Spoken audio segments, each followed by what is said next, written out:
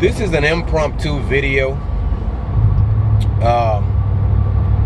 Most of you who follow me on social media know that not only do I not give the mainstream news media any credence, they don't have any credibility, they're not worth watching or paying attention to. So sometimes things come across my proverbial desk relatively late because I don't watch mainstream news. But I caught wind of apparently either last week or a couple weeks ago, when this White House march occurred, there was some type of reparations workshop going on, and the usual suspects appeared. Some of the names that have become synonymous with what the Negro calls black rights and civil rights, and you know, the usual nonsense. You know, an assortment of known Negroes and an assortment of what society would deem as intellectual black people. Anyway, it's important to understand that I don't have a problem necessarily. No, that's not right. In theory, the ideology of reparations, I get it. I do. It's not as if it's not old or wouldn't be warranted to some degree, because we all understand the economic, socio-economic, even political, damn sure base economic woes that incurred due to slavery. I'm not going to take that away, and we're not even going to get on the psychological, possibly epigenetic damage from slavery. We're not even going to get on that. But what I want to know is the Negro who's willing to support the cause of reparations and demand reparations and etc. Is he going to be willing to demand reparations and or to track down the families of black people that own slaves and demand reparations? That's one. The other thing is, I mean, I'm a fair man. I don't know about you all. I mean, I'm an enemy of the statist, if you will. So I don't believe in governments taking money and just distributing it how it sees fit. It's thievery. So there's that problem. But also, I'm a man of fairness in the sense that, so are we to punish every white person? First of all, these reparations would be coming from taxpayer money, so you know that's another issue. But are we willing to blame every white person for the sins of their fathers? Because I'm here to let you know, which a lot of y'all don't, there seems to be this popular unspoken truth even in the black community, not just the Negro community, that every white person owned slaves. Listen, compared to the majority, very few white people own slaves. This is a historical fact, a chronological fact. This isn't hearsay. Now the numbers fluctuate. The numbers do fluctuate, somewhere between 5 and 20%. So that's approximately 2 out of 10 white people, and half of a white person conservatively. So we're to heap all of that on every white person, even though every white person's family didn't own slaves. That's another issue I have. But all of that pales in comparison to the real issue that I have about this. And that is,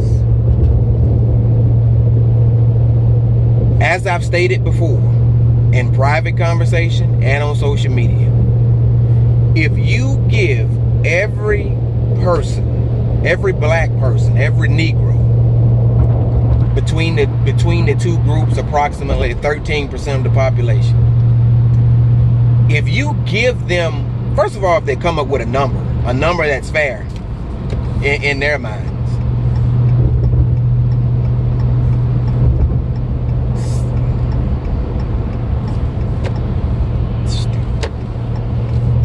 a number that's fair in their minds. If they come up with that number and the government says, okay, you know, that's fair. Every black person, 250, 500 grand. Okay.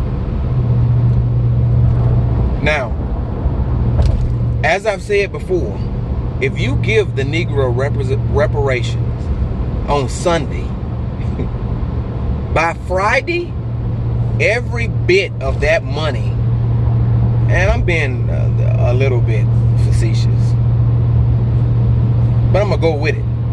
Every bit of that money would be back in the coffers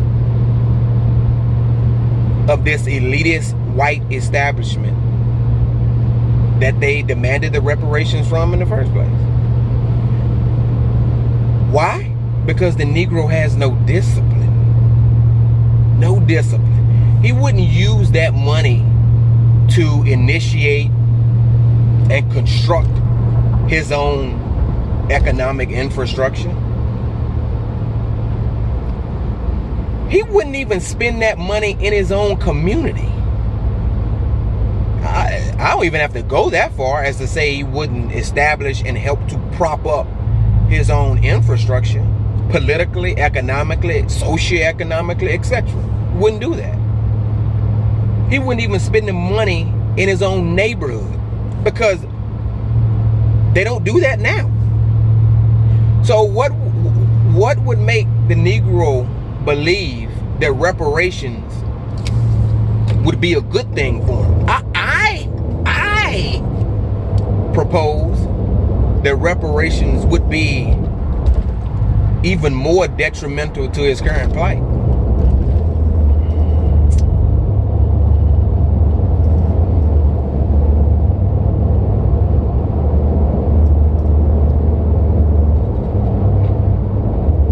I try to speak a truth, just hoping that at least one person will hear this. One person with an ear to hear will hear this shit. Somebody has to break this cycle. And I didn't do this video initially to go down the many avenues of issues that this Negro faces. But while I'm on the subject, because it ties in, this victimization narrative, it's got to go. You'll hear the Hotep, Black Hebrew, red, black, and green, back to Africa Negro spew so much hate rhetoric. So much hate rhetoric. And at the same time, he'll spew so much black power rhetoric. Black power. You know? You hear that. But he perpetuates this same victimization narrative. It doesn't make sense. How are you a powerful conqueror, a lion, but at the same time a victimized sheep? Those two are diametrically opposed. Warriors don't cry about their condition and their plight. They formulate, strategize. They actually do something. They're not waiting on somebody to give them something. They take it. And I listen. Again, this may be a little bit hyperbolic. I may come off facetious, but I'm serious when I say this.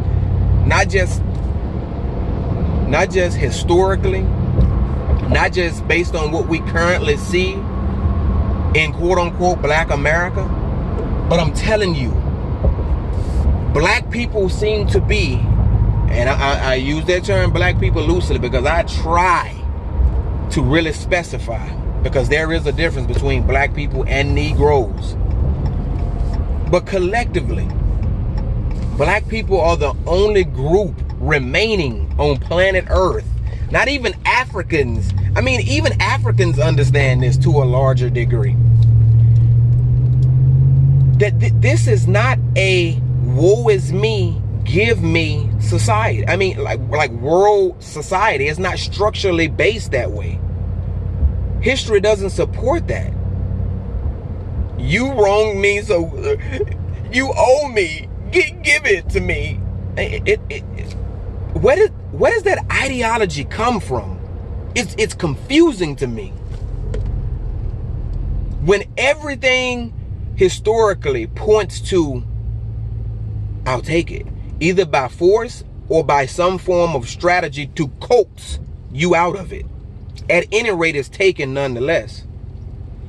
But the Negro can't understand this, and it's confusing and baffling. Because how does he ever rise from his battered state if he's not only engaging, not only perpetuating the victimization narrative, but it seems to be his main strategy for change? I don't get that. And the establishment sees that, and they don't take you seriously. They don't. They have no reason to take you seriously. You are no threat, because decade after decade, after half a century, after, I mean, damn near since the post-emancipation, this Negro just can't seem to understand that he has to formulate strategy. He has to learn the way America works. And after all this time, you would think he would. And now that we have immeasurable access to information to facilitate change by way of strategy, we don't do it. We don't take advantage of it. And then the Negro leaders that we have, that's how you know they ain't shit. That's how you know, because a lot of these niggas,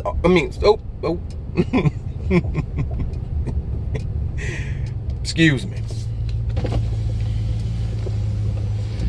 A lot of these brothers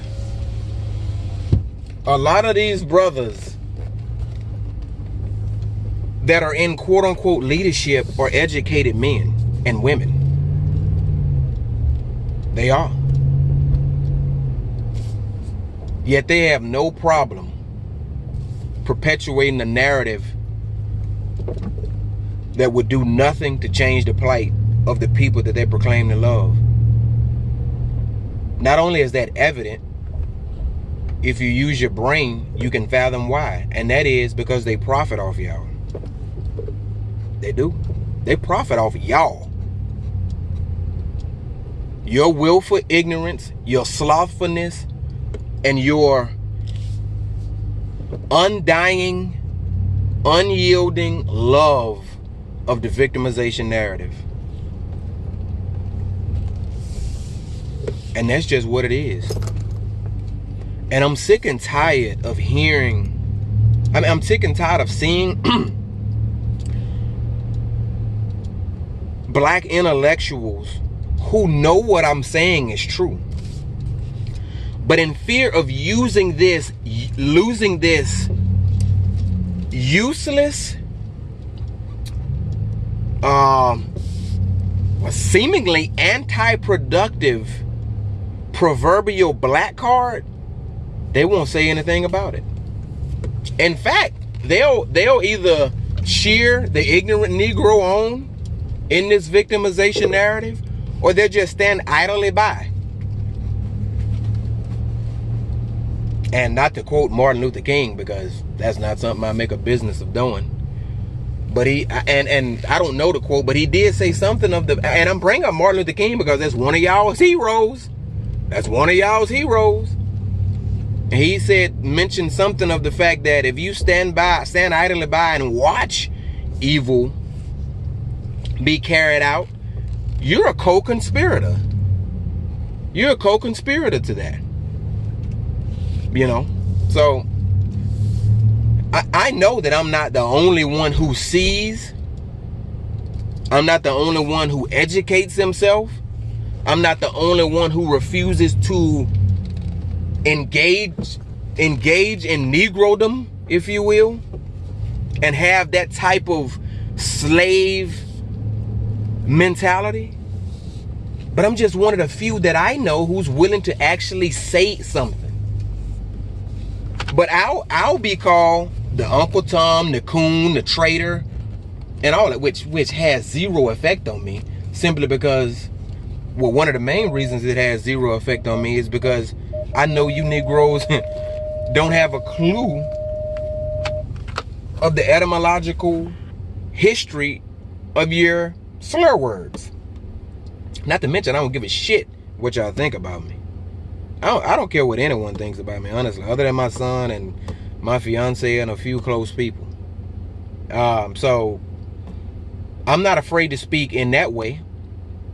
So I just wish others would come forward, because we are going absolutely nowhere until we hold that mirror up and understand we got to be strategic about this. I don't know. Like I said, this is an impromptu video. Didn't plan on doing it. But when things come across my desk that provoke me, here it is. But hopefully you'll watch this video, even if it angers you. That's good. I would rather it get some kind of emotion out of you. Maybe, hopefully it'll prompt you to think. If it prompts you to think, maybe it'll prompt you to reason. And maybe you can find yourself, you don't have to agree with me. I'm not asking you to agree with me. I'm just asking you to think and have an understanding of what you see. And be able to deduce what you see. So, yeah. That's it.